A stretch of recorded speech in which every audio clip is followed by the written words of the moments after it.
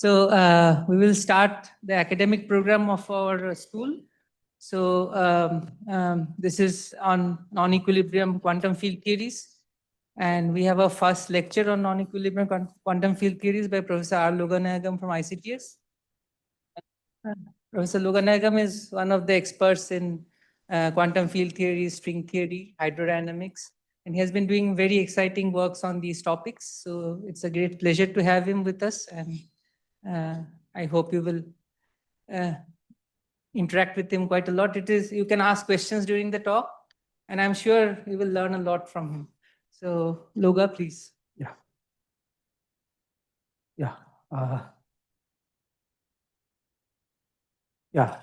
Thanks everyone, and thanks to the organizers for giving me this opportunity. So today I wanted to give a series of 2 lectures, today and tomorrow, on non-equilibrium quantum field theory. The organizers had asked me to kind of talk about the theoretical foundations of non-equilibrium quantum field theory. I will kind of try to be pedagogical, okay, because that's also something that the organizers wanted. So I think, so my general plan for today is to kind of give a very fast introduction to various tools of non-equilibrium quantum field theory and what kind of things what do we mean by non-equilibrium quantum field theory. And I know that there are many people in this audience for whom some of this stuff might be very familiar, and for many others it might not be. But in case, I'm going very fast, okay, let me know. And if there are any other questions or comments, please let me know also, okay. Okay, so first I wanted to kind of say some general statements about non-equilibrium quantum field theory, and I think it is important to kind of give some general ideas before we kind of jump into the formalism and so on. For some reason, in my experience, I have found that many people find this the formalism of non-equilibrium Green's functions and things like that somewhat very formal and very much complicated and not very intuitive and so on. So I will try to first give some intuitions on what non-equilibrium quantum field theory is about. So first thing I wanted to say is that there is a very well-developed formalism, okay, which goes by the name of Schwinger-Keldysh formalism, okay, and its various generalizations and so on, which kind of addresses non-equilibrium quantum field theory, and this is a very old formalism, okay, as the name suggests. I think it goes back to 60s and 70s, maybe like older than QCD and so on, okay. But it's not as very well known because it is not always taught in standard quantum field theory courses. But I just wanted to say that before I wanted to talk about this formalism and so on, that in a certain sense you have already seen it even in the usual quantum field theory. So first thing is, why do we need some new formalism, okay, as opposed to what we already know and what we already learn in standard quantum field theory courses, okay. So one of the things that we learn in standard quantum field theory courses is that you can calculate some amplitudes, right, okay, which is usually denoted by m, okay, some scattering amplitudes, I mean, okay. And rather than calculating scattering amplitudes in many quantum field theories, the scattering amplitudes themselves are not very well defined or nice objects, but what you rather want to do is to go from here to calculate cross sections, okay. In particular, either inclusive cross sections, okay, or maybe semi-inclusive cross sections, right?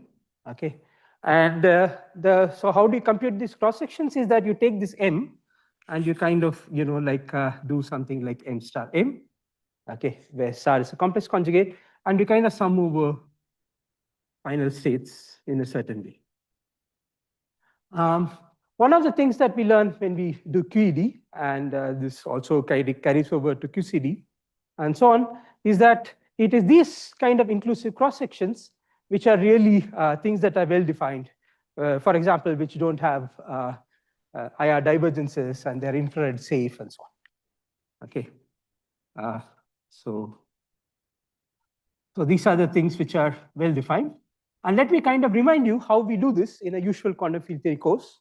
Okay, let's say if we are calculating, let's say, like E plus E minus going to mu plus mu minus, this is like a standard, like thing that you do in QED. Okay, so you have something. Okay, some process like this. Okay, some tree-level process, and this is what you compute M to be. And so I'm not going to write on the expression. So there's some Feynman rules which you learn when you learn QED, okay, which allows you to kind of write down some expression for these things. And M star M is basically, like you take this guy and you start it, and you sum over, let's say, final states. And often you also average over initial states. Okay, and you also average over some initial states. Right? So this is something that we do. Okay, and I suppose all of you have seen this. Okay, and in some sense, this itself is a you can think of it as a baby version of the Schwinger-Keldysh formalism. Okay, because what happens here? So what happens here is that you have, let's say, a diagram like this. So this guy is actually a time-ordered propagator, right? With the usual I epsilon prescription. And when you kind of put this here and you start this, okay, what you have here are anti-time-ordered propagators, which are basically complex conjugates of time-ordered propagators. Okay. Because like they have the I epsilon prescription in the other way around, okay?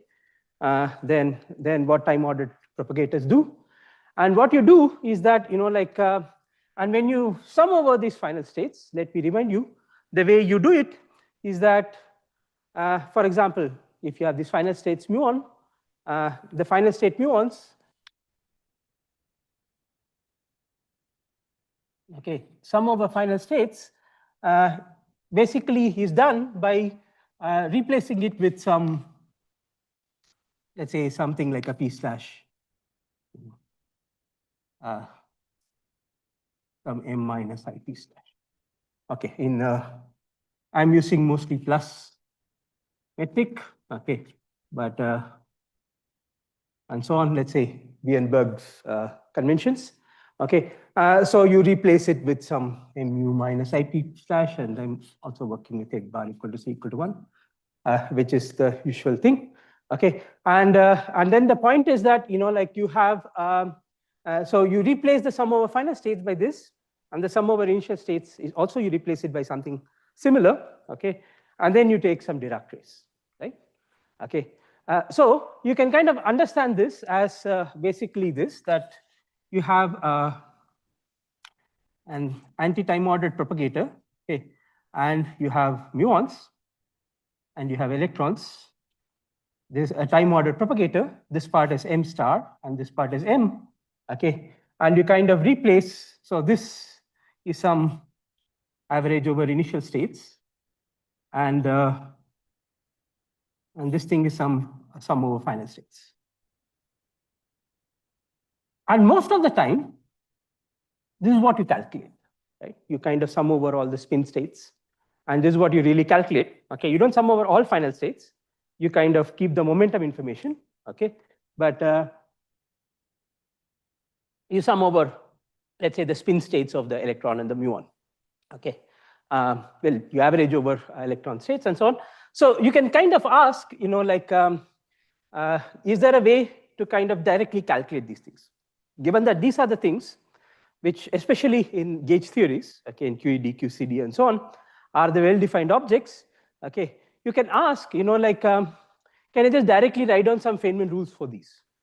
Okay, where rather than write this and then star it and then do this, eventually, if you're going to do always this, you might just want to directly land here, okay, rather than kind of go through these steps, okay. And it's clear that what you want to do in that case is that you need a formalism, okay, which has basically, like various kind of propagators. So then you kind of want to extend the usual Feynman rules.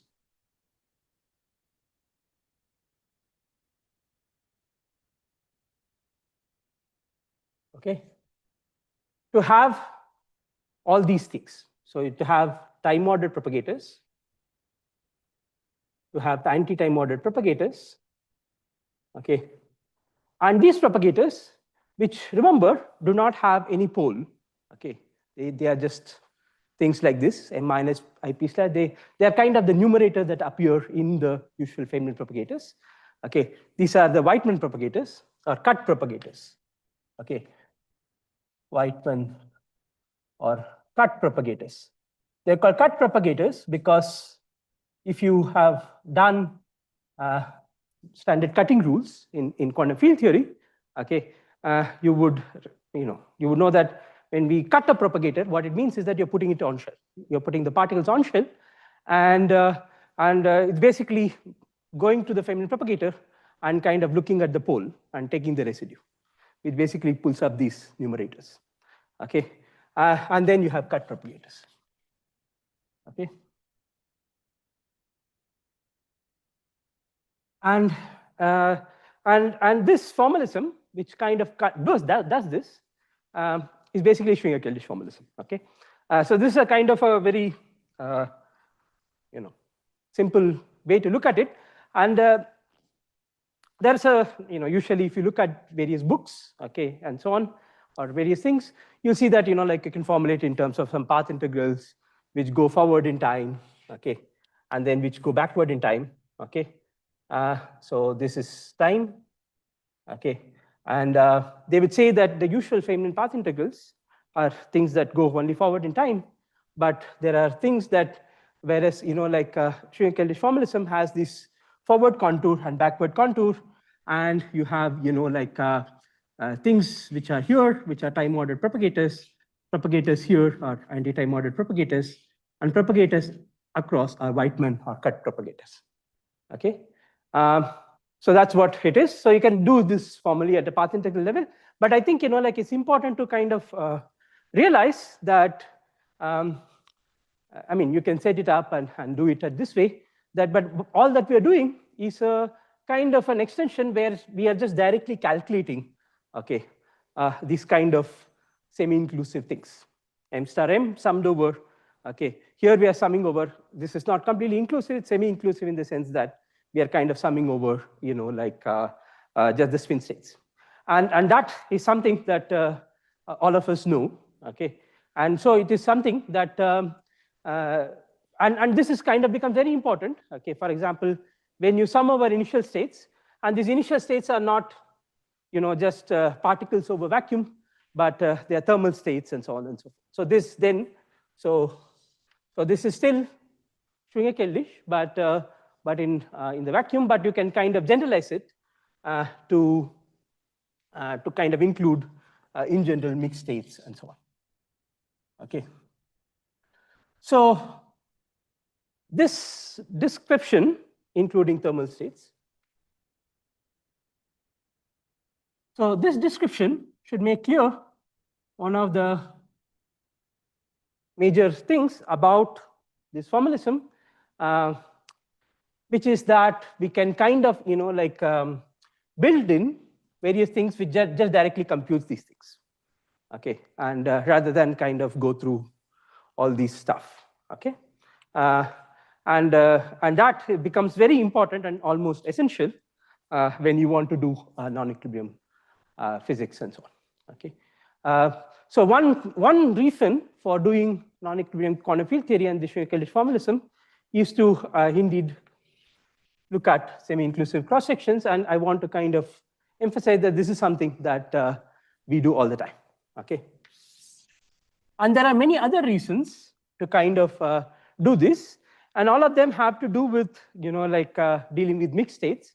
So I've also already said about thermal states, but in general, if you want to kind of think about open quantum systems, okay, so where you have mixed states evolving, then you could imagine that you're starting with some unitary theory. You're calculating something like this.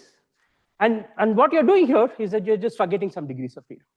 In some sense, you can think of this as you're just tracing the spins of the electrons and muons, right? That's what you're doing.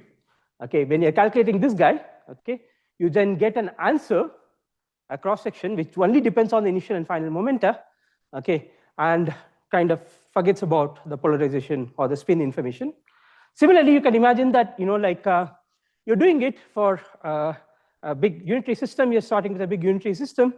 Let's say you have a Quark-Gluon Plasma and with various quarks in it and so on. So let's say you have a heavy quark, and then you want to kind of sum over all the degrees of freedom other than that heavy quark. Okay.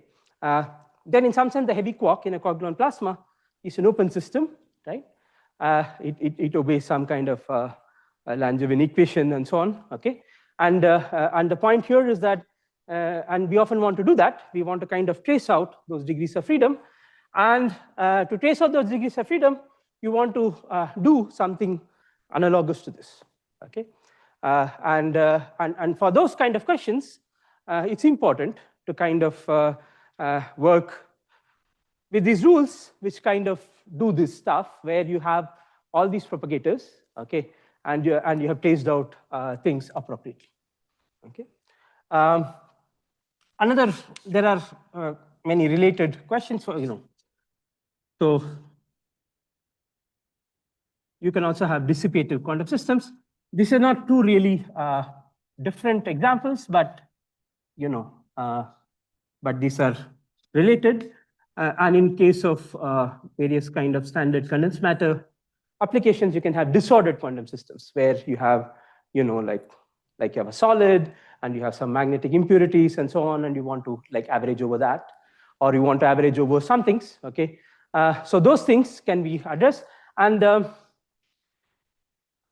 especially in this open quantum system, there's another kind of reason these non-equilibrium field theory methods have become much more interesting over the past decade, because a lot of these systems which radiate, for example, if you even the classical open systems, like if you have a binary which is radiating gravitational waves, okay, and you want to calculate, how much is the energy loss in the binary and so on, then you might want to set up this diagrammatics this way, okay, and calculate it in Schwinger-Keldysh formalism, and that is something that people have started doing. Okay, basically inspired by LIGO and so on. Okay, and so those things.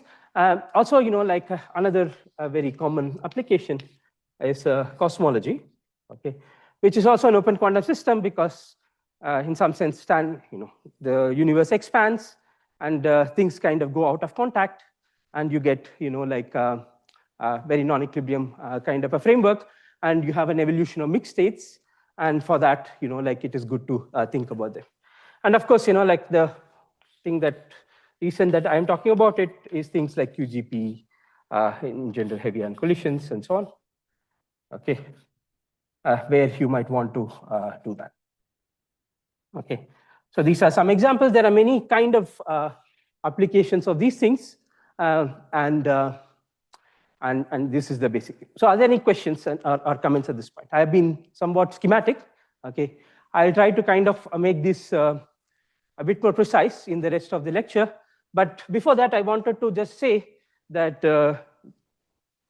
it is completely related to the kind of calculations you've done. I suppose all of us have done this kind of calculation, where you sum over the spin states, and in general, you just sum over some kind of final states. and then write down the Schwinger-Keldysh formalism. Okay, and then you have more propagators, basically because when you have M and M star, you have a time-ordered, anti-time-ordered, and these cut propagators, all of which you want, okay, to kind of do this thing. And that is also something that all of you have done. Okay, so maybe you've not called it Schwinger-Keldysh, but in some sense, it's a Schwinger-Keldysh formalism in vacuum. And at finite temperature, all that you do is that, okay, you have some various Bose-Einstein factors and so on, which are there, okay, both for when we sum over final states and when we sum over initial states. But other than that, you know, like it is basically the same thing. Are there any questions, comments before we proceed? Yes.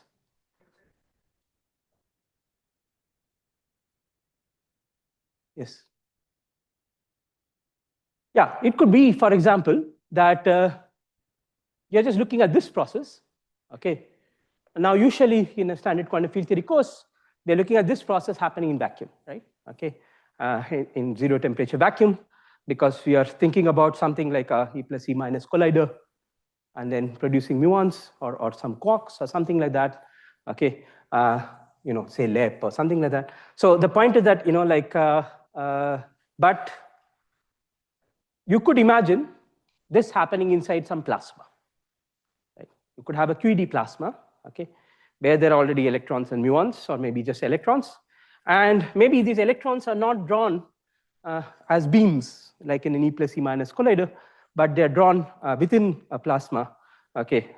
And then when they're drawn from a plasma, then of course, you know, like they're drawn, let's say, if it is a, you know, if you kind of take it to be free theory, okay, if you're in perturbation theory, you can just think of them as just thermally distributed.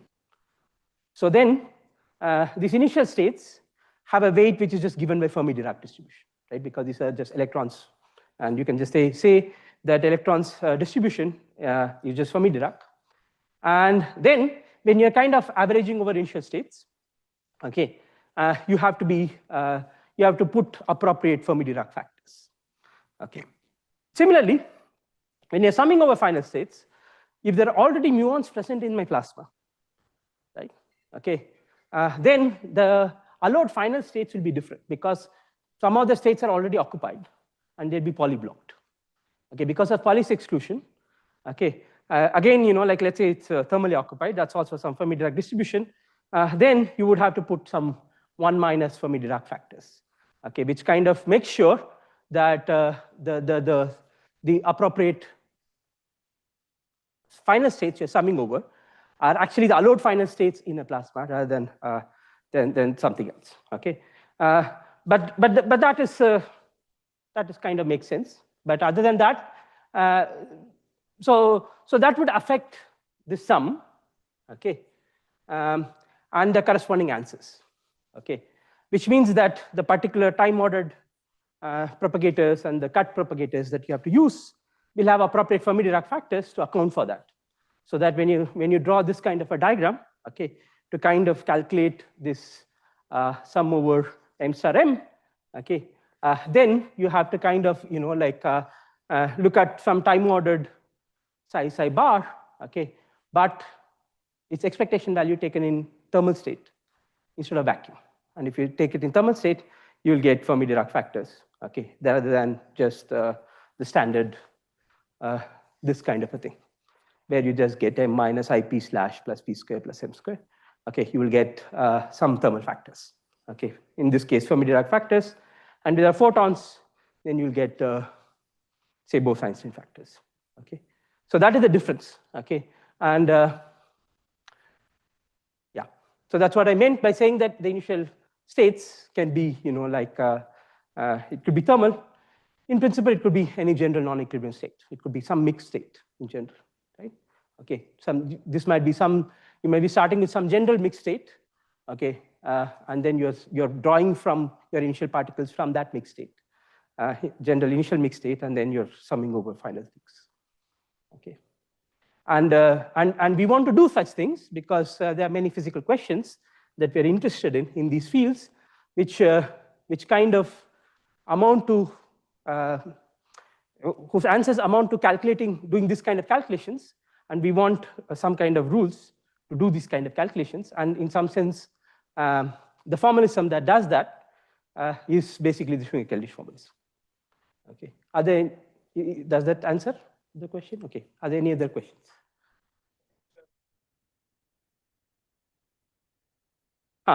So here we are just summing over all final states. Okay. This is like a, if you want, this is like a totally inclusive thing. Okay. In general, you might want to put something. Okay. Like for example, in this case, okay, we are summing over only the spins, and we are having some momentum information. Right. This is the usual thing we do. And that you can think of as just putting some final state projectors with some final momentum, okay, in this path integral, okay, or you might just sum over all possible final states. You might say, I just want to kind of not talk about what is happening in the final state, and just want to sum over all final states, which is like something totally inclusive, okay, and then you might not want to put any projector and sum of all final states. And that is what is indicated in the path integral by just putting this term, which kind of sums over, which just puts an identity for the final state in some sense. Okay, it's an unbiased sum over all final states. Okay, which is how like usually this Schwinger-Keldysh formalism is presented, but a lot of times you might also want to put some projection. Okay, for example, you might want to ask, let's say in this gravitational wave kind of setup, okay, what is the expected gravitational waveform? Okay, and then you want to put some final state expectation value, okay, where or what is the expected impulse and so on, okay, and for those kind of questions, you might want to put a final state projector. And in Quark-Gluon Plasma, you might want to ask a question like, what's the number of photons that are coming out? Okay. Right? So you started with some thermal state, and then you produce certain things. And then in the final state, you're not like, you have a detector, but you're kind of seeing what is the photon spectrum that is coming out, or any other, let's say, heavy quark mesons, okay, heavy mesons, what are they coming out, and so on and so forth. Okay, and then you might want to kind of put a cut, so to speak, okay, with some final state in the, some particular class of final states. And you're summing over not all details, but only certain details. Okay, yeah. Anything else? Yeah.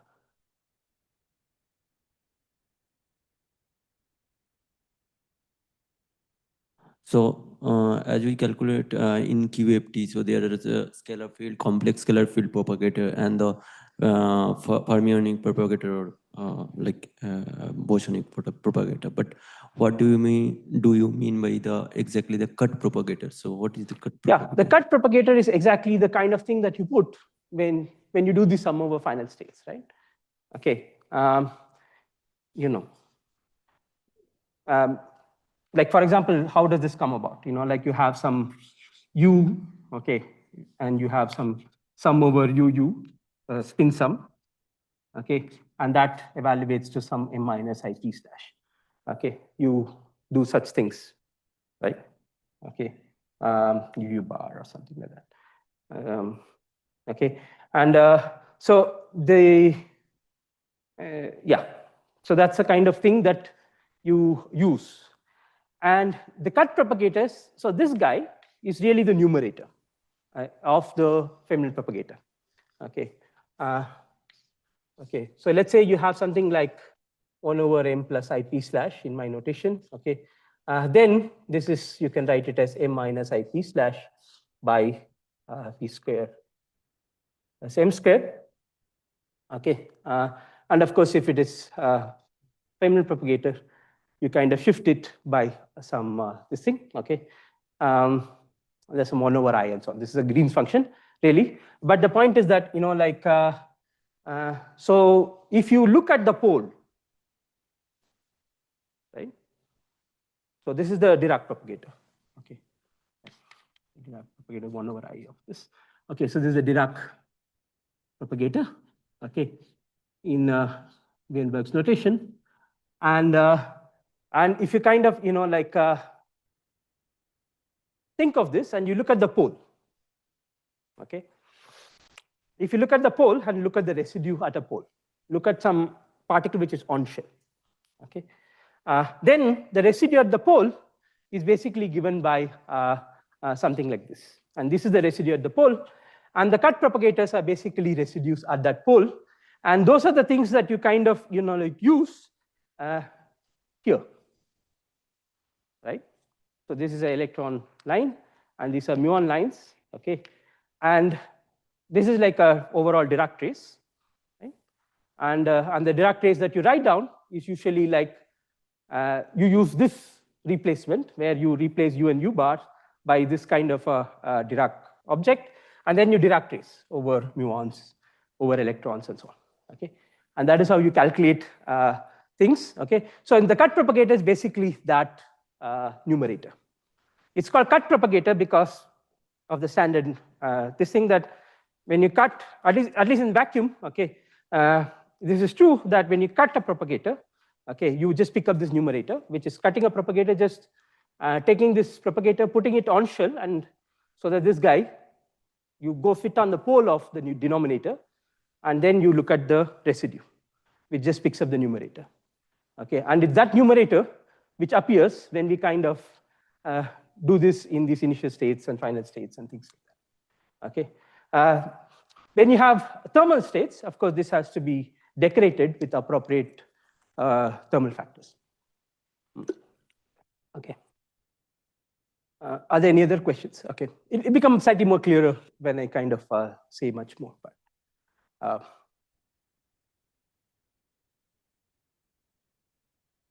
is this fine? Okay.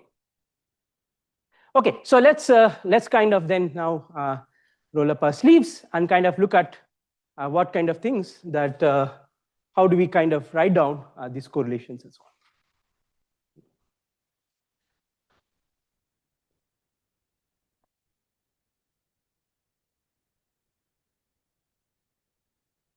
How am I doing on time?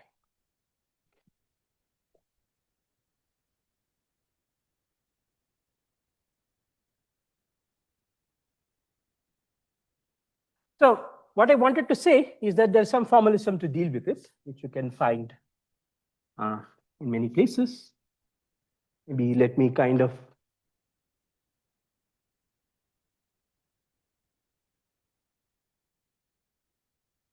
give you at this point, okay, some of the textbooks, okay, which deal with non-equilibrium quantum field theory, okay. One is a book by Rammer. Okay, tell me if my handwriting is, beyond legible. Okay, sometimes it is. Let me get the exact title. It's called QFT of non-equilibrium states.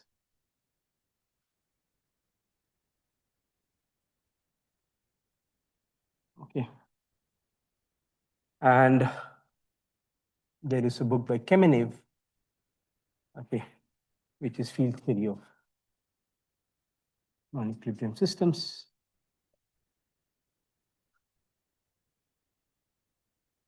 Okay, there are also many other books, okay, but these are two books which I really like, okay.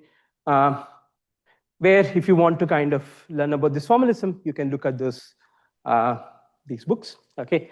So there's some formalism, okay, which I won't, but I think it's important in this kind of business to know what this formalism means and the intuition behind this formalism, and that's what I wanted to say. Okay, so in the rest of the time, I will kind of say something about like how to kind of do diagrammatics in this, and in general, I will talk about spectral representations of these kind of non-equilibrium correlators. Okay.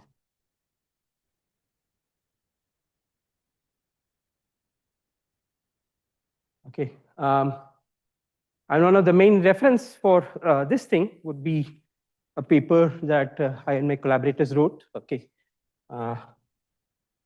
Okay. Which builds on work by many other people, and overall cited therein. Okay. Okay, this is 3. Yeah. And I will kind of, like describe some of the things of how to kind of think about it. So apart from actually, like thinking about the kind of correlation functions that I was talking about, you can kind of expand the ambit of what you want to do. And you can talk about, rather than things just like M star M, okay, you can talk about things where you have various M star M's, okay, some number of them, okay, let's say K number of them. And then you're summing over, okay, something, final, initial. Well, you have to average over initial states and so on. Now, why you might want to do this, okay. So this kind of a thing kind of looks at not just some particular cross sections, but it kind of looks at, like correlations between various observables, correlations between expectation value of various observables. Okay. This is not often done, like you won't see that in these books. Okay. But it's something that has become interesting, okay, in past decade or so, maybe even before that, to especially for answering questions about things like how chaotic my system is.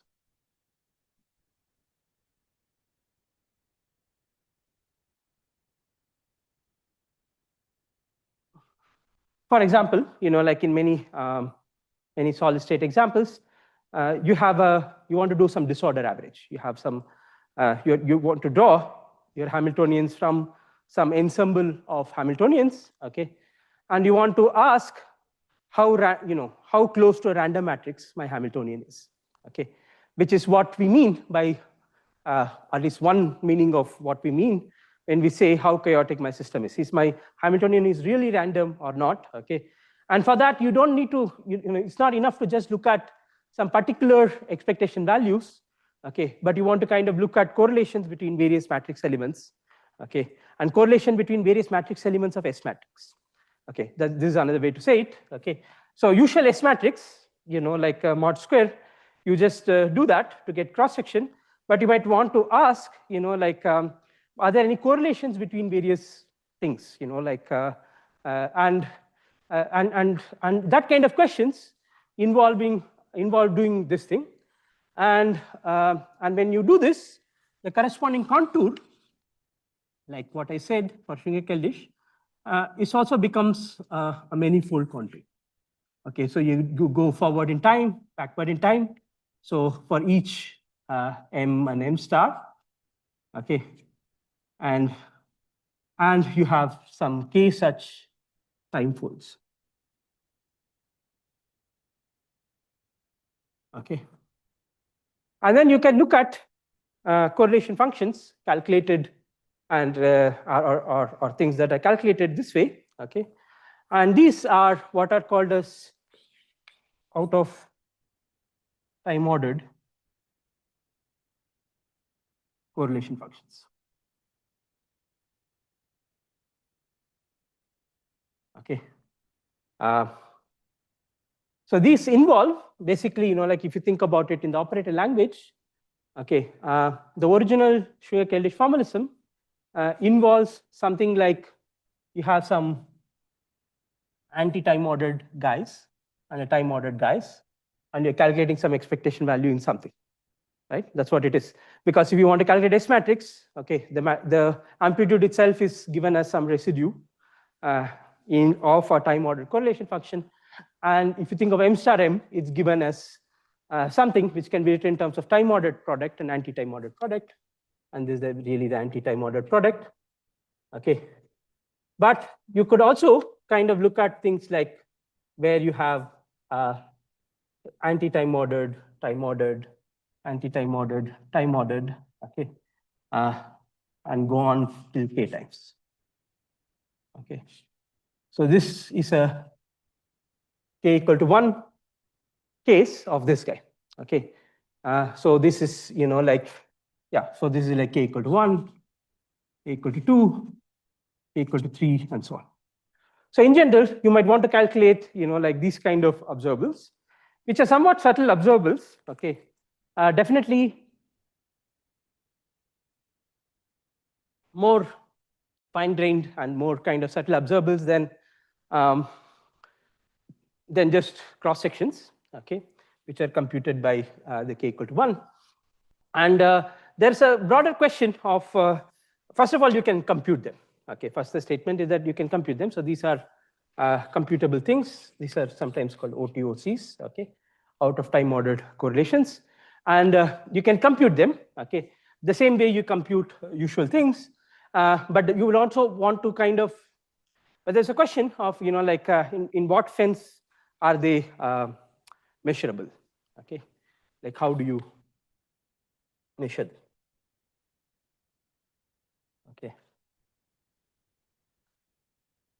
There are a lot of interesting proposals, okay, in the literature on how to measure them and how to measure OTOCs, which kind of have to do with how I frame this question, which is that you look at some scattering things and maybe you look at some correlations, okay, across various observables, okay, over events or something like that, okay, and try to ask what happens, okay. So, but I would say personally that, like it's not completely clear, okay, how do you measure them? But there are definitely things that you can compute theoretically, okay, and they're interesting in the sense that they kind of expand the standard definition of non-equilibrium quantum field theory and observables in non-equilibrium quantum field theory, okay, and extend, like what we usually know as Schwinger-Keldysh formalism as described in these textbooks, okay. So I'll kind of, like talk about the general k-time folds and how correlation functions of this type, okay, calculated in this kind of contours can be thought about, okay. The basic thing, okay, is of course to look at in a free theory, of course you can use Wick's theorem, and the basic thing is to look at just Weitman correlators, okay.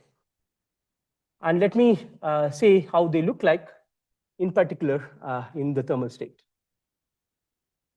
Okay. So let's say you have some field in the Weinberg sense, okay, and you have something like this. This is in some relativistic normalization, okay. You have something like some u sigma.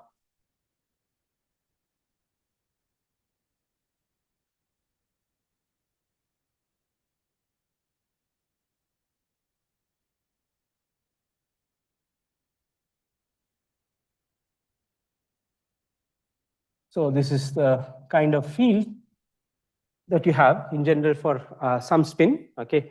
For example, for complex scalar field, these u's and v's are just, like 1. For Dirac field, these u's and v's are the u and the v's of the Dirac, and so on, okay. And in general, you can do it for any spin, okay, as Weinberg tells us in his quantum field theory book, okay. He constructs it for any spin. For any spinless particle, you can write down the quantum field, the free quantum field like this, or in quantum field in the interaction picture, which is basically free quantum field, okay, as this. And the kind of thing that we want to do is to look at correlation functions of this form. Okay, let's say, and calculated in thermal state. Okay, so the question is that what will this look like? So what will this look like is that, like if you do psi star, so you'll have expectation value of A dagger, okay, and you will have expectation value of B dagger B, okay. So basically, this will look like, okay. So let me call this thing as integral P, okay. So this will look like if you kind of use expectation values and so on, you will have if x0 is greater than y0. No, this is just the Whiteman correlator. Okay, so you would get something like U sigma of P star summed over sigma, right? Okay. Yeah. And then you would have e to the power I p dot x minus y. And you would have expectation value of A dagger, which in the thermal state, okay. So it will be just something like 1 minus to the power, or 1 plus minus to the power 2s times some n of P0. Okay, n of EP. Okay, so maybe I should say n of EP. Okay, so EP is basically the energy associated with P, and the notation P square plus m square. Okay. So usually when you compute this kind of a correlation function in vacuum, you'll get 1, and you can convince yourself that if you compute it in a thermal state, you will get something like this. And then you would have something similar for the antiparticle, okay, where you will have some V sigma of P star, okay, and e to the power IP dot x minus y into B dagger B, and that is just n of EP. And this is basically either the Bose-Einstein or Fermi-Dirac distribution, as the case might be, depending on the spin. And this minus sign just comes from basically, like you take this, you can express this A dagger in terms of expectation value of A dagger A. Okay, so it's either 1 minus A dagger A or 1 plus A dagger A, depending on whether it's a fermion or a boson. And depending on that, you will get, like 2 different answers. So this is in some temperature. You can also do it with chemical potentials and so on. Now, this sum is the kind of sum that we wrote down before, is usually some polynomial in P. It's some phi of P. Okay. And this sum is similarly minus to the power 2s some pi of minus P, where this pi is the same thing. Okay. You can kind of check this with how these things work for, let's say, Dirac theory and Klein-Gordon theory. Okay. And the point here is that so you would basically get something like this. Okay. And you can kind of write this guy as basically integral over P mu of some spectral function. Okay. So this is like the analog of the Cullen-Lehman representation for the time-ordered things that you learn in quantum field theory. Okay. You kind of can write it as some rho of P. So this integral P mu means it's an integral over full space-time momentum. Okay. This d is the space-time dimensions. Okay. And times something like 1 plus minus to the power 2s n of P0, okay, times e to the power I p dot x minus y. The rho of P is something like 2 pi sine of P0 2 pi to the power d delta of P square, or pi delta of P square plus m square, okay, into pi to the power d delta to the power d of, okay, in this case it's just P, okay. Okay, so that is the thing. So the statement here is that, so what I've done here in going from here to here is that I have converted this guy into integral over the temporal momentum also. And I can always write this kind of a correlation function this way. Okay, and so this I will leave it as an exercise. It's just a question of taking this and using this delta function and keeping track of various things. Okay, and one of the things is to kind of convert this antiparticle and the particle guys by this kind of thing. So in general, you have some statement like this. Okay.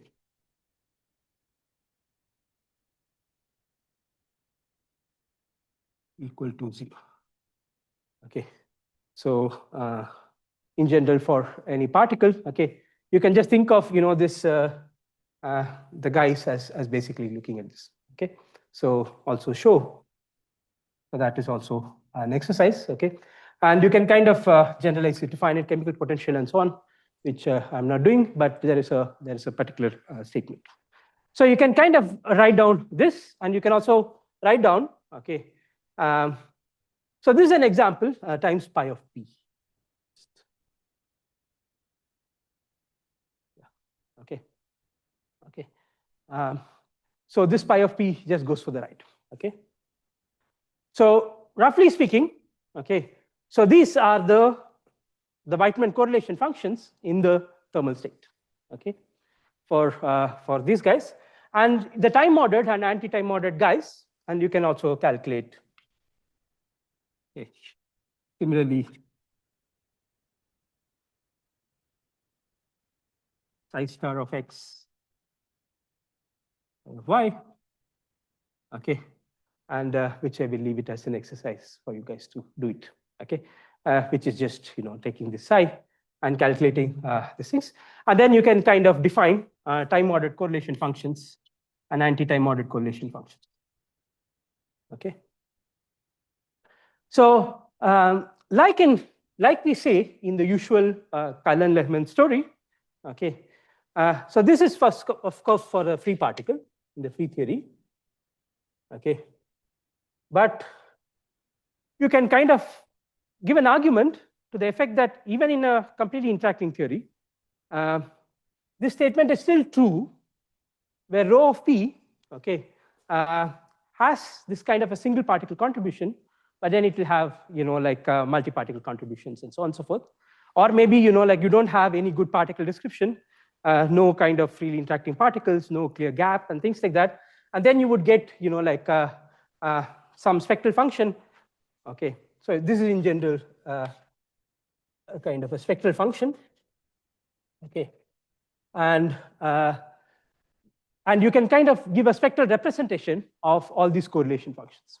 Okay, and the time ordered correlations, as you can see, so you just like you just put step function of x0 greater than y0, one of them. Okay, and then you do a minus by 2s, the usual way, x0 less than y0, and psi star psi. Okay, and similarly you can write down anti-time ordered correlation functions. Okay, so the statement is that there seems like many propagators. Okay, there's a time ordered propagator, there's an anti-time ordered propagator, there's a Weitman propagator, and so on and so forth. There's a psi star, there's a psi star psi, but all of them, okay, are basically controlled by this one spectral function. Okay, and that's important, and that's very useful to know, because like which kind of simplifies our calculation a lot. Okay, so in some sense, if you're calculating, let's say some dressed propagator or something like that, okay, you should not calculate the correction to each propagator separately, but you should really ask what is the correction to the spectral function. Okay, and then you should kind of try to decide it, and once you correct the spectral function, okay, general notions of thermality and so on and so forth guarantee that that it should be of this form, and then there is a similar form for psi star psi, and for time ordered and anti-time ordered propagator. Okay, so this is what I call as a spectral representation. Okay. Yes. Okay, so this is the usual thing that let's say if it is a fermion, okay, when we define time-ordered propagators in quantum field theory, you have psi star, and then let's say the time ordering is opposite. If psi star is in the future, you would want to put psi star here and put a psi there. But then, like when you kind of cross it, because it's a fermion, you pick up a sign. So this is a standard definition of time-ordered propagator, let's say in Dirac theory, okay, which is just generalized here, okay, to a general thermal state and so on. So this is how we define, let's say, time-ordered propagators for fermions, okay, and in general Grassmann odd fields. That is when we kind of change the ordering, we have to keep track of signs, okay, that sign, okay. For Klein-Gordon theory, of course, there's no sign, okay. Is this fine? So in general, if you have some correlation function like this, okay, and if you're looking at 2-point functions, so if you have many contours like this, then you would have these things are time ordered, okay, all the things where you're calculating m, okay, whereas like these things are anti-time ordered.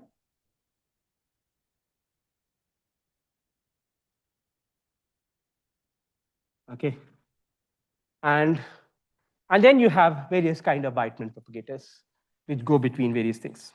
Okay, so let's say blue. Okay, so you have a Weitman propagator, and by the way, this Weitman propagator is same as this, or this, and so on and so forth. Okay, so those are these cross propagators, or all these cut propagators, or well, they may not be.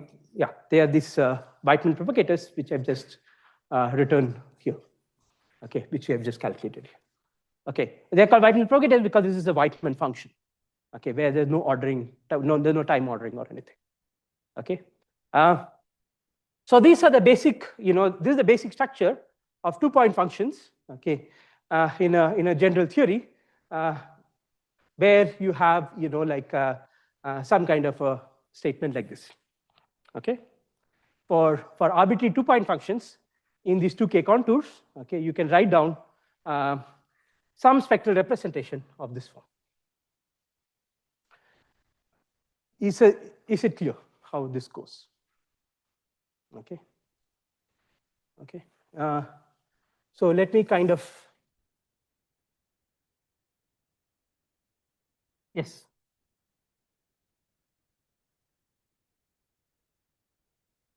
Yes.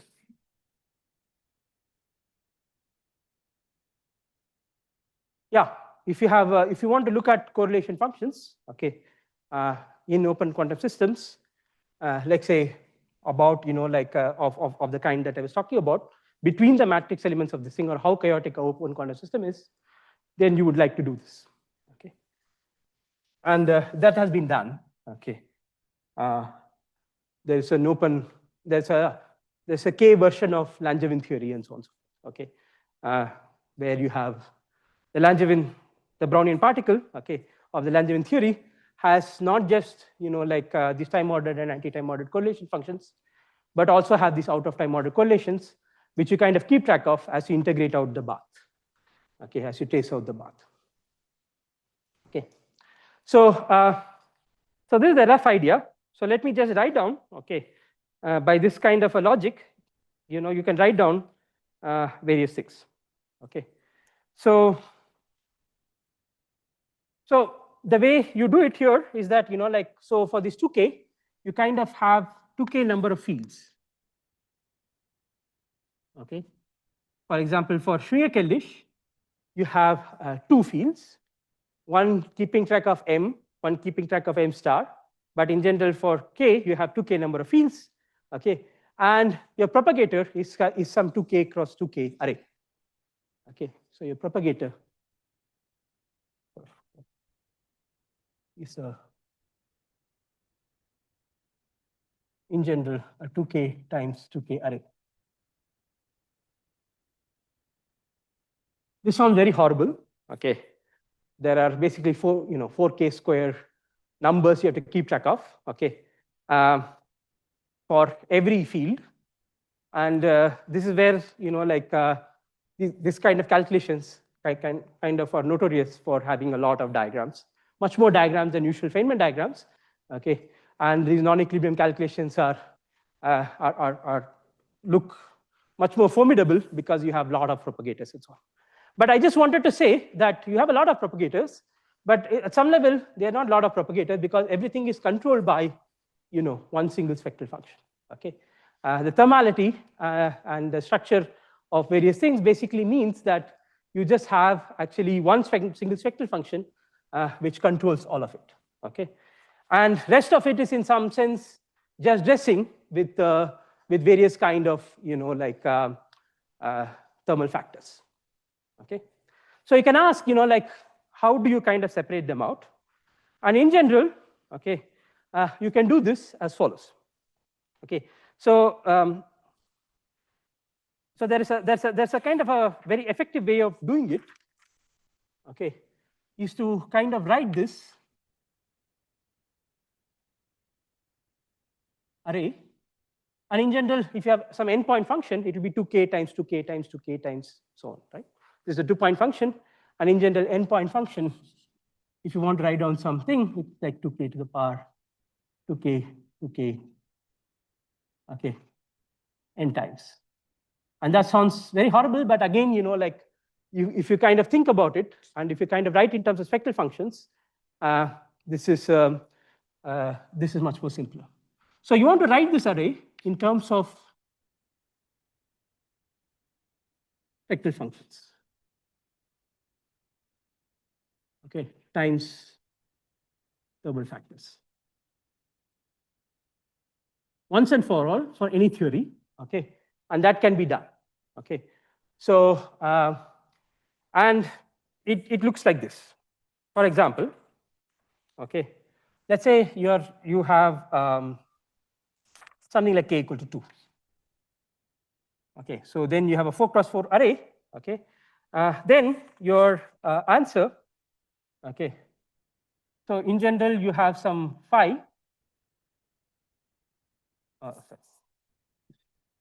Phi of x, phi star of y, and so on. Okay, and then you have some contour ordering. So that's what it means in the sense that this contour ordering means that whenever it is here, you put time ordering. Whenever it is here, you put anti-time ordering. And whenever it is here, you put appropriate Weikman correlation function. So this is a contour ordering. This is the contour ordering on the 2k time fold. Okay. So in general, you can put like various kind of things. And in general, you should think of it as some 2k cross 2k array. And that 2k cross 2k array, okay, can be written as follows.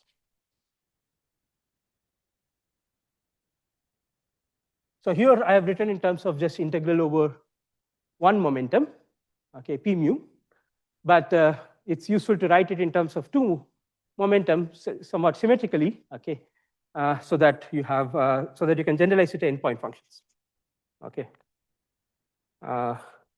Yeah, so you have something like e to the power I, or maybe I should call it x1, x2, just to be even more symmetric. P1 dot x1 plus P2 dot x2, okay, times some rho 1, 2. Okay, so this is the notation. This rho 1, 2 is just the same thing, but with some momentum conservation, okay, times this rho of p. Okay, yeah, let's say rho of p1. Okay, where rho of p is what I've defined here in the free theory. Okay, but in general, it is something. Okay, that will get corrected when we start doing interactions and so on. Okay, and times, like you have some array. Okay, times, let me call this is M12. Okay, in general, okay, let me write it here. Okay, so you have something like eta 1, 2 Let's row 1, 2, okay.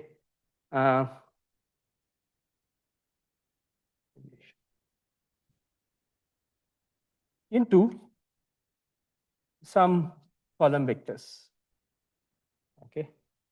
So this is some tensor product. So this is some 2K column vector, okay. And this column vector basically looks, and then plus eta 2, 1, row 2, 1. So this row 1, 2 is this, and row 2, 1 is just that guy with 1, 2 exchanged, okay. So what I want to do is to write this 2K cross 2K array, okay, as a sum over certain column vectors, okay. And this column vector, this is called as sometimes called as a column vector representation of these non-equilibrium Green's functions, okay, in the thermal state. For example, for k equal to 1, okay, this column vector is just looks like this times n of p2. Let's just do for both forms, or else I have to keep track of various signs. But for fermions, it's kind of simpler. Okay. So this column vector, which comes with, which I call as M12, is just this for k equal to 1. And M21 times, let's say, e to the power I p1 dot x1 plus p2 dot x2. And M21 is just this guy with 1 and 2 exchanged, where you exchange this momenta and you also exchange these column vectors, in the sense that it will now look like n of p1, 1 plus n of p1, okay, times minus 1 minus 1. Okay. So what I've done here is that for k equal to 1, I have just put together, okay, all the time ordered, anti-time ordered, as well as Weitman propagators, okay, by looking at the coefficient of when 1 is greater than 2, okay, this is basically the appropriate step function, okay. And then, you know, like you have, yeah. So, and then this 2K cross 2K array, okay. So in general, you would think this 2K cross 2K array is has in general 2K square, 4K square independent elements. But what this shows you is that it is actually just, you know, determined by just one column tensored with another column.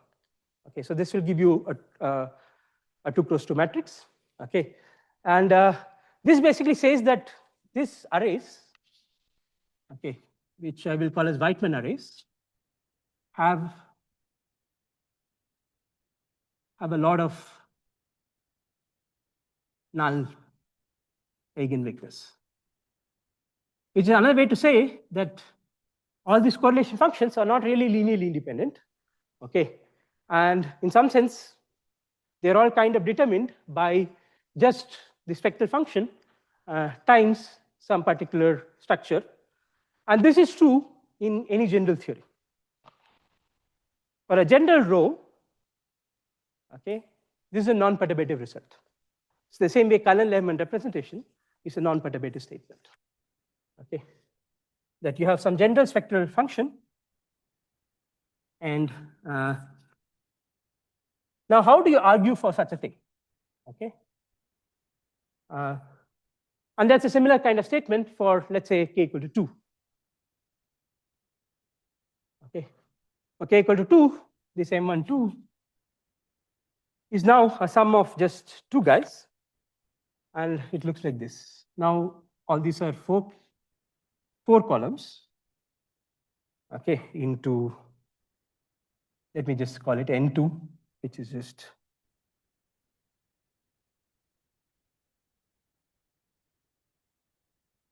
okay.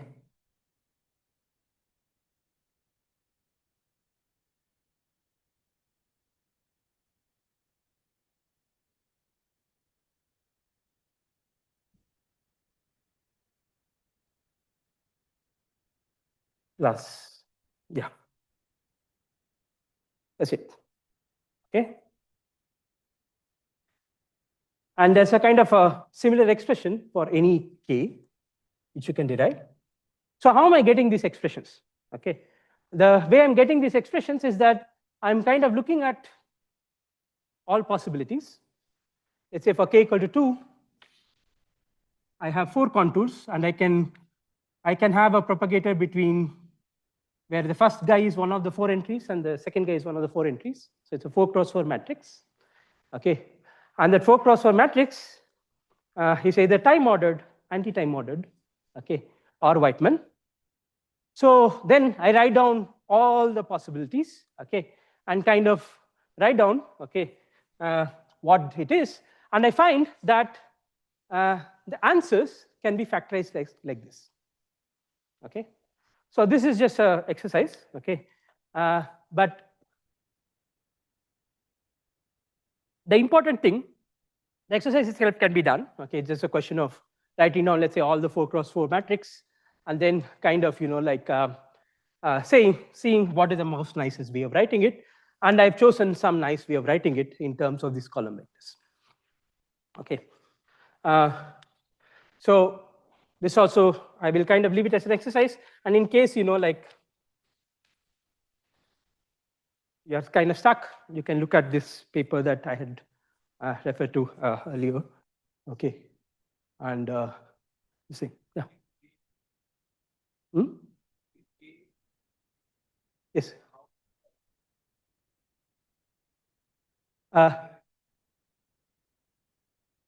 No. So, okay. I'm looking at 2-point functions. These 1, 2 are these entries. So for any k, there's only row 1, 2 and row 2, 1. Okay. If you have like some n-point function, okay, then you would have 1, 2, 3 until n. Okay, right? And you would have these the appropriate spectral functions, okay, which have this. Okay, so now why is this notation? Okay, let me just say what this row 1, 2 is. In some sense, the row 1, 2, you can convince yourself, okay, is basically what you would get if you just calculate something like psi star, commutator or anti-commutator. Okay, so which is minus for bosons and plus for these things. Okay, so this guy, if you write it in the momentum space, is basically rho 1, 2 times e to the power p1 mu p2 mu p1 dot x1 plus p2 dot x2. So the rho 1, 2 in some sense is determined by this commutator. That's the reason also for the notation. And rho 2, 1 is similarly this commutator. Okay, so the point graded commutator in general, anti-commutator for fermions and commutator for bosons. Okay, but let's say for bosons, let's just say for bosons, fermions you can generalize. Okay, so you have this. So the point is that if you know the expectation value of commutators, which define the spectral functions, then you can just decorate it with these appropriate Bose-Einstein factors, and you can get this. And there's a generalization to general K, okay, which can be written by introducing a certain basis of column vectors. Okay, so let me introduce a basis of column vectors, okay, which are as follows. Let me call E bar Pj, where j goes from 1, 2 to 2k, as basically the column vector where you have n, some 2j minus 2 times, and 1 plus n, 1 plus n, 1 plus n for whatever, 2k minus 2j minus 2. Okay. And E bar Fj. So basically, this is even number of n's. Okay. Even number of Bose-Einstein factors, and then the rest of them, you just fill it with 1 plus n.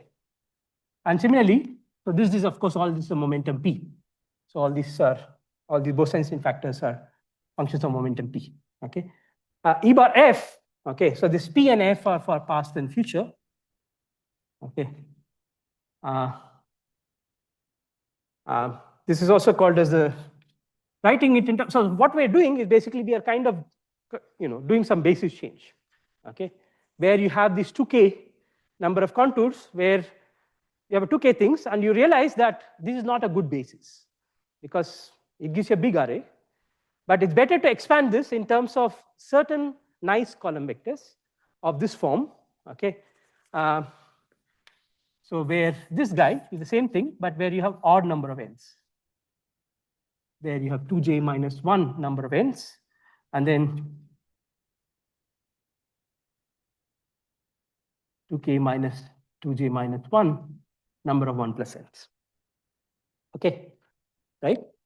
So I can define a basis like this. And then I can write down for any 2-point function. You can do it, you can work it for general contour. Okay, you can basically write down that this M 1, 2 is just given by something like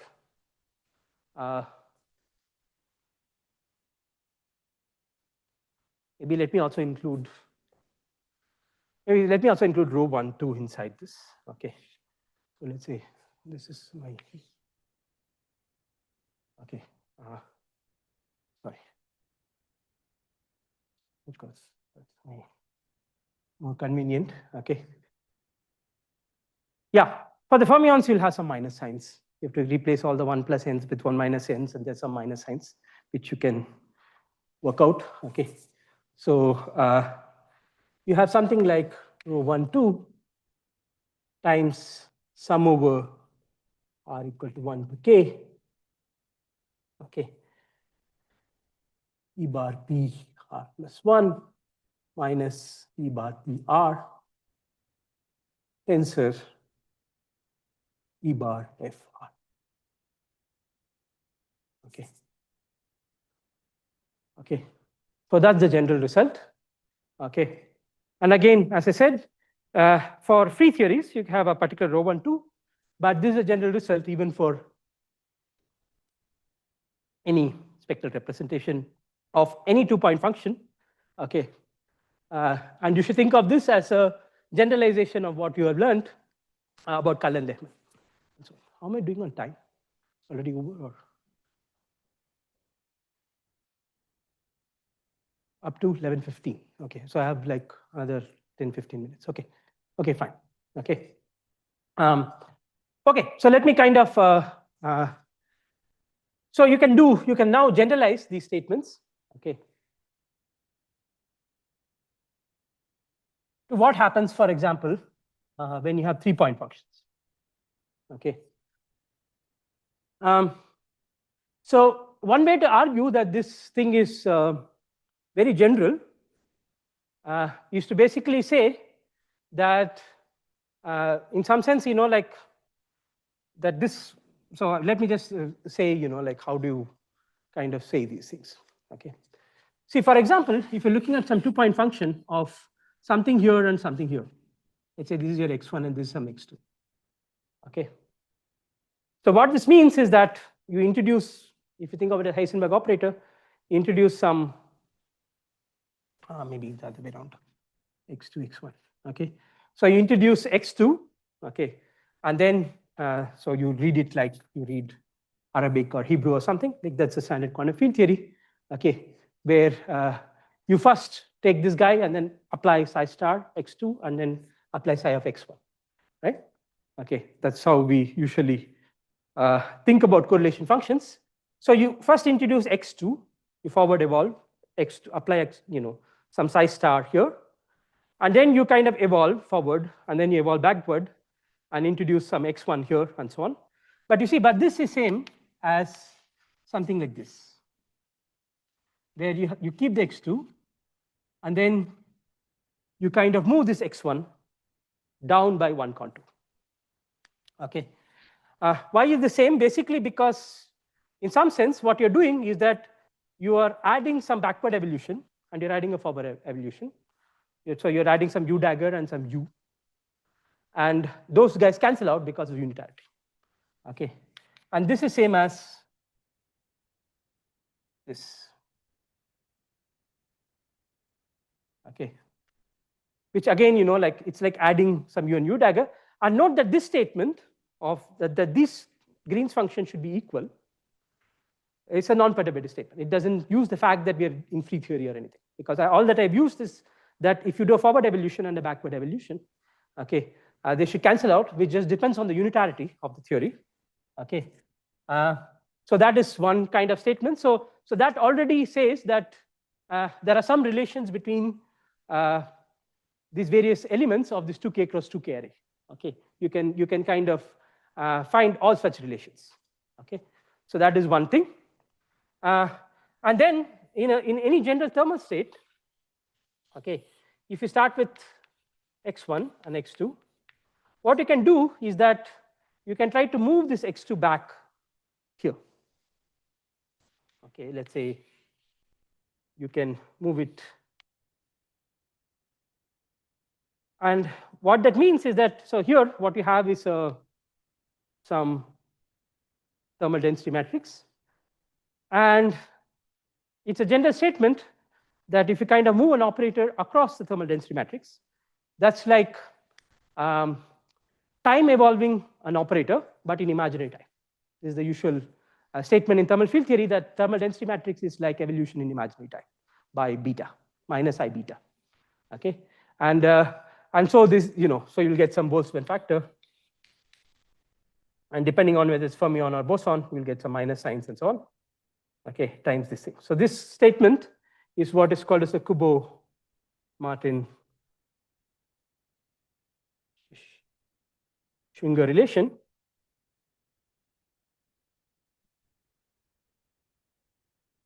Okay, so such kind of statements should also be true. Okay, again, this is a not perturbative statement, because this statement that the thermal density matrix is an imaginary time evolution is a statement in any full quantum field theory. Okay, it's not a statement only in free quantum field theory. And what you do is basically, you kind of apply all these constraints, okay, which kind of relate give linear relations between various elements of this 2k cross 2k array. And if you implement all these constraints, okay, you see that this M12 basically reduces to just the knowledge of spectral function times some known thermal factors. And these known thermal factors are basically like this. So this is an example for k equal to 1, k equal to 2. And in general, the thermal factors for any k are just given by that. Okay, so that is the basic exercise. Okay, so it's basically an exercise in linear algebra. You find all these relations. Okay, so you have a 2k cross 2k array, and you kind of implement all these relations, and you ask what is the most general thing which satisfies that, and you see that it's always something times this guy. Okay, so then this array should basically be proportional to this guy. Okay, and that is what you get after you implement all these relations, and then and so apart from this prefactor, which is the spectral function, okay, you can prove that in any theory, okay, in general you will get a form which is like this. Okay, is that clear? Okay, so this is so I'm not kind of proven it, but it's just linear algebra. Okay, and if you want to kind of see the details of linear algebra, you can kind of work it out for yourself. Okay, that this is true, and you can do similar things for 3-point functions also. Okay, so you can similarly get a spectral representation for 3-point functions. Okay, in the 2k time fold.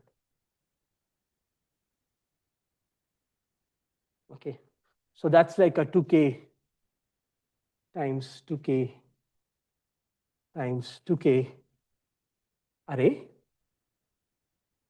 Okay, which looks like a horrible object, But again, okay, you just have to sit down and work out all these constraints, okay, and you can convince yourself that there is a analogous statement, okay, which looks like this. So let me just write it down. So what this means, so remember what ρ12 means was that it's basically the Fourier space version of this commutator or the graded commutator. Okay, let's say for bosonic just commutator. Okay, so this guy is similarly the Fourier representation of the nested commutator. That is, like you have something like 3, 2, 1, let's say. Okay, so you look at that, and then you look at in Fourier space, and whatever you get is the spectral function, and then you have two spectral functions. One is ρ3 to 1, okay, and then you have some statement like this.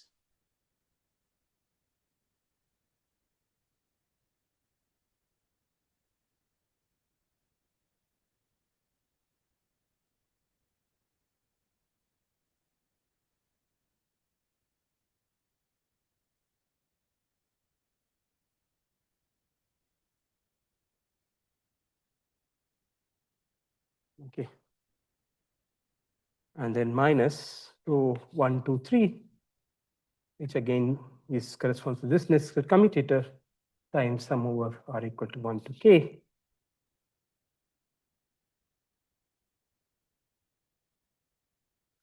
So this is just working out the linear algebra.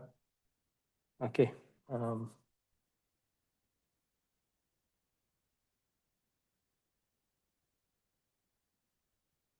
Where this E bar P and E bar S are exactly the things that I've introduced here. Okay, where you have either odd or even number of n's, and then you have remaining 1 plus n's. So this basically tells you that if you take a 3-point function and you implement all these constraints, where by unitarity you can slide these things, and you can slide them across the thermal density matrix at the cost of gaining a Boltzmann factor. Okay, and you can do it for all the 3 points. So you'll have x1, x2, x3, and then you write down all the relations that are possible. Okay, and then you ask, what is the constraint? Okay, what does it leave you with? Then you see that the solution to all those linear relations is basically there are only 2 solutions. Okay, unlike 2-point function where you just had 1 solution. Okay, you have 2 solutions, and so basically the 3-point function is basically specified by like just giving these 2 spectral functions, just 2 spectral functions. Okay, and again you might think that you want to calculate all these 8k cube propagators and all their corrections and so on, but if you're doing some calculation, okay, that's not the right way to think about it. Okay, especially in thermal field theory, thermal non-equilibrium field theory over the thermal state. Okay, if you're calculating correlation functions, you should really think of one's job of perturbation theory as trying to calculate these spectral functions. Okay, at 3-point functions, and those are the things that you should be aiming for. There's a similar statement about 4-point functions and so on, which I won't write down. It's a long expression. Okay, there are many more structures that are possible, but the general idea should be clear. Okay, and on how to get these things. Maybe I'll stop here. Okay, and tomorrow I'll kind of try to say, how you can use the spectral functions to set up some kind of an efficient diagrammatics to calculate these things, and maybe give an example of like how these things are realized in a holographic example, in ADCFT example, and so on. Okay, but let me stop here. Are there any questions, comments, and so on? I'm done for today. Okay, so let me just recap. Okay, so we were just looking at what is the general kind of framework for non-equilibrium things, which are the Schwinger-Keldysh, or in general, you can kind of generalize the Schwinger-Keldysh to some k-fold contours. Okay, and the one main difference to what you do in some standard quantum field theory course is that you have both time ordered, anti-time ordered and these Weitman propagators and so on and so forth, okay? And we kind of understood why they are there, okay? Because we are not calculating the amplitudes, but we are calculating something like m star m, or in general, some string of m star m's, okay? And we are trying to directly calculate that, okay? And that can be done by introducing these propagators. It sounds like a somewhat of an extravagant formalism with so many propagators for every field and so on. But I was trying to convince you, okay, over the last half an hour or 45 minutes, that it's not so bad if you realize that not all of them are independent. And there's basically like, if you think about them in terms of some kind of spectral representations, okay, and if you kind of go to some nice basis, okay, actually you have the number of these things are much less, and those are the things that you should be computing, okay. And so that is the basic summary of what we were doing today. Are there any questions, comments, and so on? The time and anti-time ordering actually comes because you're taking a trace when you calculate thermodynamics. The time ordering and anti-time ordering come because we are calculating something like m star m. Okay, and m is computed as always with time ordered propagators. If you go back to the example that I was saying in the beginning, we're computing something like E plus E minus goes to mu plus mu minus. The m has photon propagator, which is time ordered, but the m star has anti-time ordered. All the I epsilons get star, so to speak. Okay, right? Okay, because we are computing m star. The trace. Yeah, so the trace is actually is over the final states, or you trace over the final states, and you sum over the initial states and so on. Okay, yeah, yeah. So that gives you, so that gives you the Weitman guys. So it's strictly speaking, in some sense, the trace. So the time ordered and anti-time ordered are kind of within the same contour, right? Okay, if you have one of these forward contours, you get time ordered here, and you have anti-time ordered here. Okay, and the trace basically, like let's say, is basically you multiplying this guy with the thermal density matrix, and you're taking a trace. Okay, and that gives you other things. It gives you all these Bose-Einstein factors and so on. It leads to, if your initial state is thermal state, what you have is this Kubo-Martin-Schwinger relations, or KMS relations, as they're known. Okay, and that constrains these propagators, these general endpoint functions, to take a very specific spectral form. And we are and we are often interested in these spectral functions, okay, and calculating them in this thing. Okay, you can actually formulate even usual quantum field theory as computing spectral functions. That's also very efficient. Okay, in some sense, that's what modern amplitude methods do, where you cut and you kind of constrain the cut. Okay, and rather than kind of calculating all the stuff. Okay. Yeah. Any other questions, comments?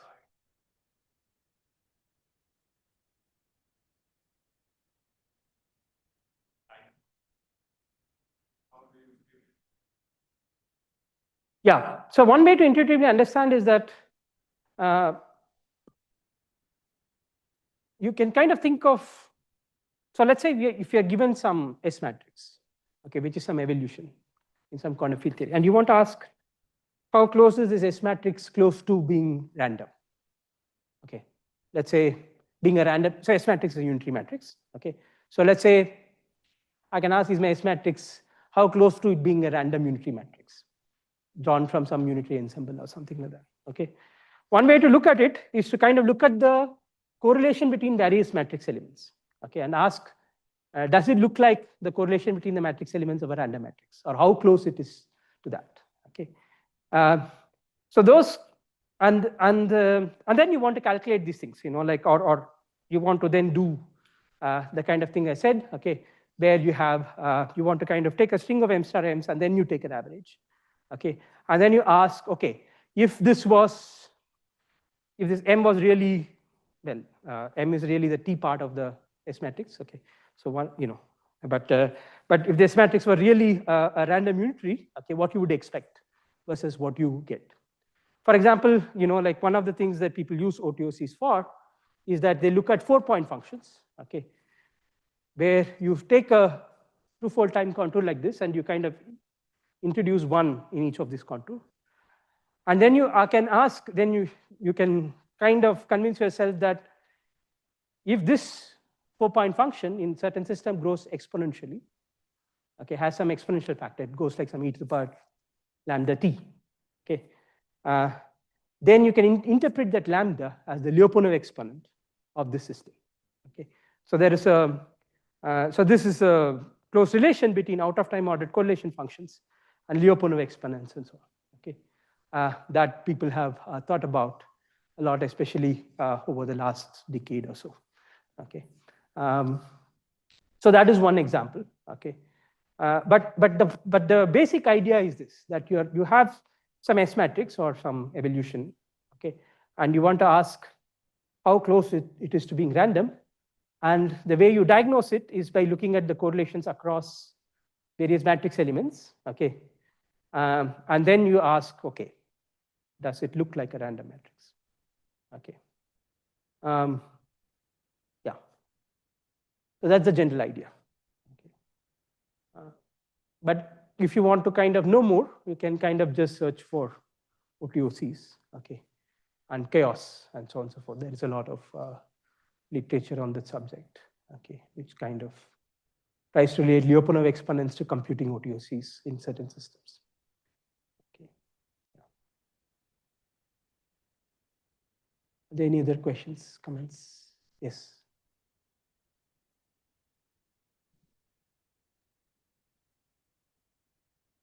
When you were saying that the contour where you can just shift the points to down below, right? So there will be some factor of order of pi will come out. That will be taken care of by the Boltzmann factor or something else? Sorry, the factor of?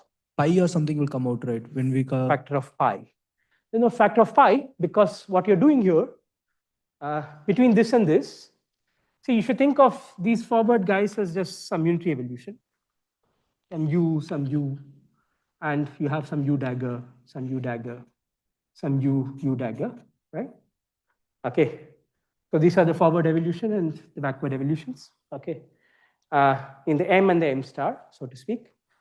And all that you're doing here, when you shift from here to here, is you apply a u dagger and then a u, okay, where u is the time evolution in your operator in the quantum field theory. And let's say in the interaction picture, if you're very finicky about it. And the point is that, like, and this u dagger u should just cancel out, right? That's just the unitarity of the theory. So there are no extra pi's, if you know that sense. Right? It's just u dagger u equal to identity on the Hilbert space of the quantum field theory.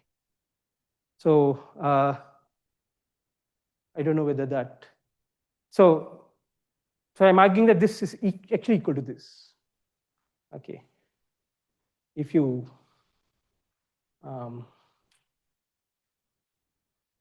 if you normalize everything properly, there are no extra factors, but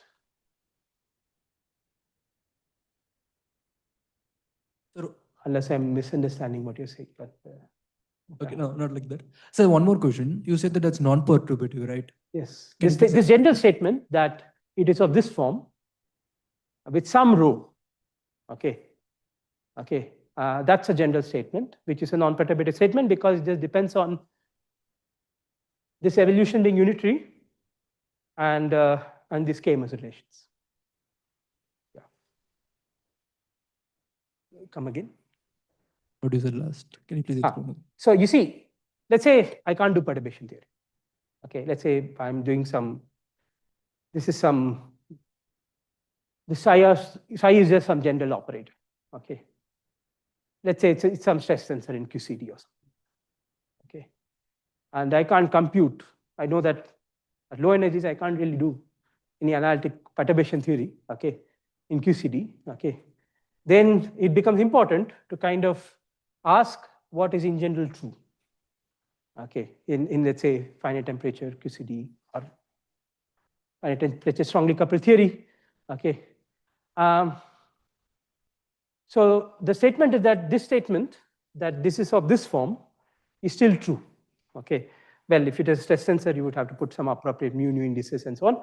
But the point is that, like, or say some scalar operator, let's say trace F square or something like that. But the point is that, like these statements are generally true because all that I'm using here to write this kind of statement for M123 and M12 is the statement that whatever it is, it's unitary, which I know QCD is unitary.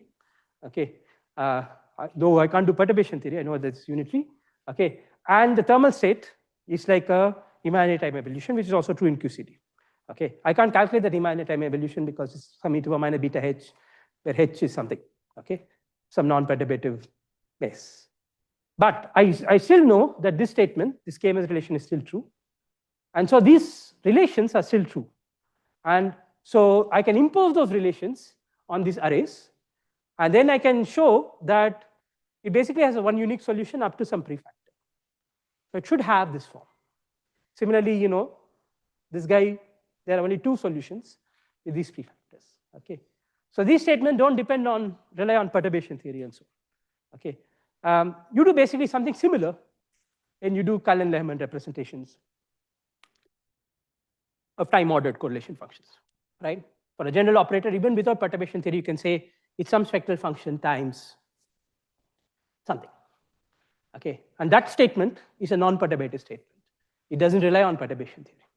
Similarly, what I'm trying to argue is that these statements are similar kind of statements which are true, and they do not rely on perturbation theory. Okay. But of course, you can use them in perturbation theory also, as we do with Cullen-Lehman.